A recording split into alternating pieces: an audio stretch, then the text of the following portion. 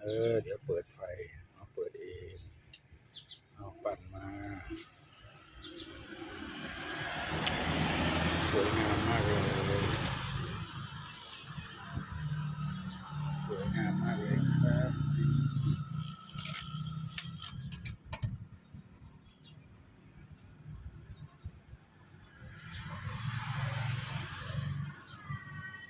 โอ้ยล่นแล้วไม่ให้เจ้าของไปใส่ล่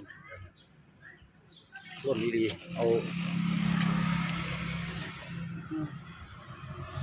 ลองไปปั้นนั่งกันแล้วมันอยู่เอาห้อยเลยว่ะ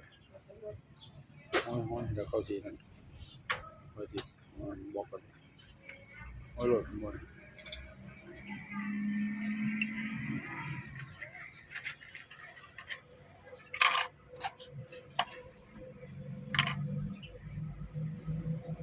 ว้าโอ้โหน่ากินมากเลยครับท่านน่ากินมากๆครับนี่โอ้วันติงภูเขาไฟเอานี่ใส่ทางนี้ก่อนปุ๊บเขายังไม่ได้กดเลยเพื่อน